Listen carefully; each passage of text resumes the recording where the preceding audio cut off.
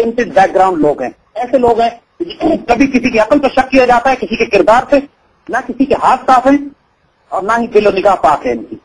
یہ وہ لیڈرشپ نہیں ہے جو امتوں اور قوموں کی تاریخیں بدلتی ہے اور قوم کو عروج پہ لے کر جائے گی. اور جو خطرات ملک اور قوم کو اس وقت منڈلا رہے ہیں ہمارے سروں پر, ان کا مقابلہ کر کے اس قوم کو, کیا ان میں سے کوئی بھی ایک قریب ہے جو قائد اعظم کے قریب بھی پہنچتا ہو؟ ان میں سے کوئی ایک بھی دانشور ہے جو علامہ اقبال کے قدموں کی خاک بھی بنتا ہو؟ ان میں سے کوئی ایک بھی ایسا مقرر ہے جیسے ابوالکلام آزاد اور محمد علی جوہر اور شوکت علی جوہر تھے؟ شور شرابہ سب کر سکتے ہیں, لیڈرشپ اور بات ہوتی ہے. نہ یہ نگاہ بلند ہے نہ سخن دل نواز جاں پرسو. اسی لیے ہم بات کر رہے ہیں, ان کو ایک چانس اور دیا جا رہا ہے اور یہ آخری موقع نظر آتا ہے.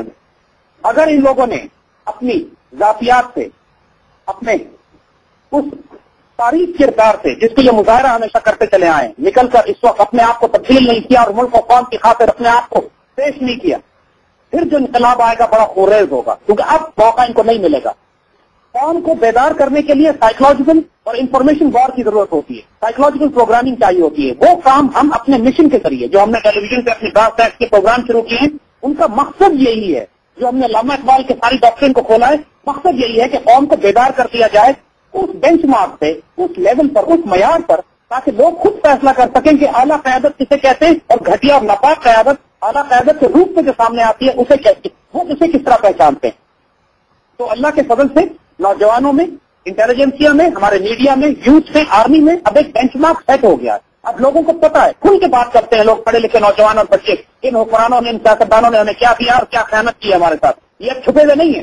یہ سمجھتے ہیں کہ ہم 1000, 2000, 50,000 کا جلسہ سڑک پر لے آتے ہیں, جلوس نکال دیتے ہیں تو ہم بہت بڑے لیڈرز بن گئے. یہ کوئی لیڈرز نہیں ہے. ہم بونوں میں سے سب سے لمبا بونا تلاش کرتے ہیں. We try to find the tallest pygmy among the پگمی.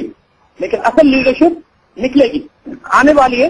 اس کا طریقہ یہی ہوتا ہے کہ اس قوم کو پہلے بیدار کر دیا جائے اور پھر کوئی بھی شخص, کوئی بھی جنرل, کوئی بھی پولیٹیشین, کوئی بھی اسٹوڈنٹ, کوئی بھی میڈیا کا کوئی شخص, کوئی بھی دانشور, کوئی بھی شخص نکل کر قائد اعظم بن سکتا ہے. ایک دفعہ علامہ اقبال کی ڈاکٹرین کو آپ پھیلا دیجیے, قائد اعظم جگہ جگہ ملیں گے آپ کو, اور ہیں اس ملک میں. وہ تبدیلی آنے والی ہے. ہمیں الحمدللہ بارش سے پہلے ٹھنڈی ہوائیں اور بادل نظر آ رہے ہیں آتے ہوئے. بہت زیادہ وقت نہیں ہے اب انشاءاللہ.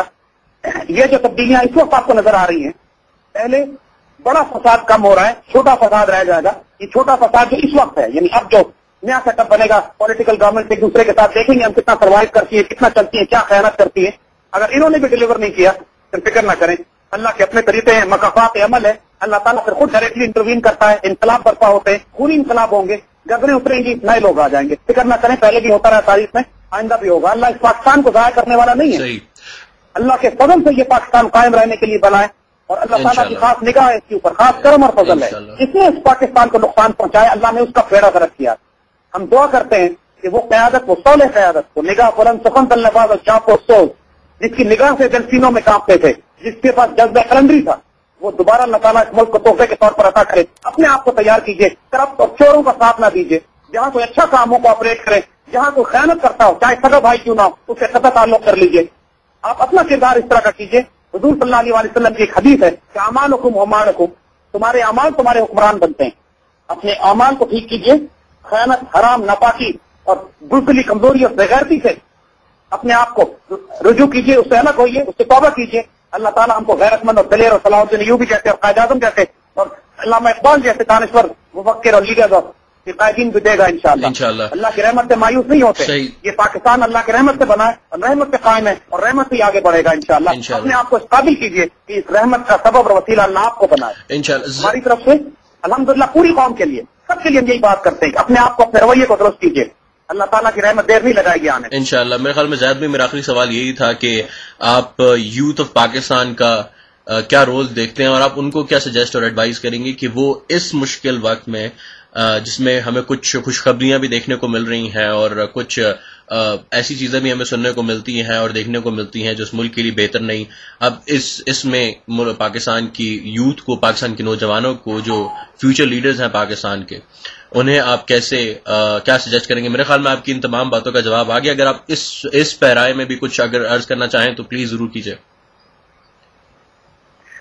جی علی, سمپل بات ہے. پہلی بات جو خاص طور پر نوجوانوں سے کریں گے کہ کبھی پاکستان کے معاملے میں مایوس نہیں ہونا. Do not ever listen to anyone who says کہ پاکستان چلے گا نہیں, ٹوٹنے والا ہے, بیکار, غلط بن گیا, اس ملک کو نہیں بننا چاہیے تھا. جو یہ بات کرے اچھی طرح اس کو پہچان لو کہ ملک و قوم کا تمہارا بدترین دشمن ہے وہ.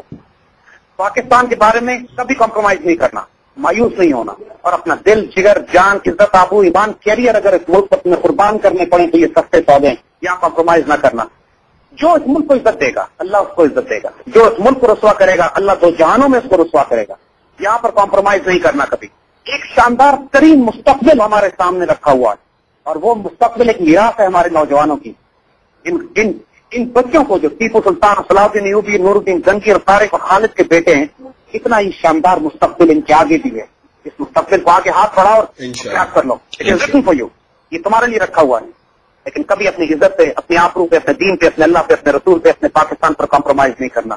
اللہ تعالیٰ بھی جب کرم کرتا ہے تو کرم کرنے کے لیے اعلیٰ وجود تلاش کرتا ہے. اپنے آپ کو اتنے اعلیٰ کردار کا بناؤ کہ اللہ کے وجود کو، اللہ کے کرم کو ہوتے ہوئے بھی مزہ آ جائے. اس پاکستان کی تقدیر ہمارے ہاتھوں میں، ہمارے بچوں کے ہاتھوں میں، اور بہت شاندار ہے. اور انشاءاللہ اللہ کے فضل سے ہم اس معیار پر پورے بھی ہو سکیں گے. آمین آمین. عزیز بھائی آپ کا بہت بہت شکریہ. آپ اس وقت کراچی میں موجود ہیں اور آپ سخت بیزی ہیں، اور آپ کی I wish you best of luck. Actually آپ کے جو آگے سیمینارز آ رہے ہیں اور آپ کی ٹاکس آ رہی ہیں، اور میری ہمارے سننے والوں سے ایک گزارش ہے کہ آپ ضرور جائیے، زید بھائی سے سوالات کیجیے، ان سے پوچھیے اور ان سے علم حاصل کیجیے. علامہ اقبال کا خزانہ ہے یہ. زید بھائی آپ کا بہت بہت شکریہ. جزاک اللہ خیر علی. اللہ کے مان واقف ہیں. السلام علیکم. اور سامعین آپ سن رہے تھے PakistanFirst.com کا لیٹسٹ شو. مجھے کچھ کہنے کی ضرورت نہیں. آپ اپنا خیال رکھیے اور پاکستان کو پلتا پھولتا اور بہتر کرتا ہوا دیکھیے، اور اس میں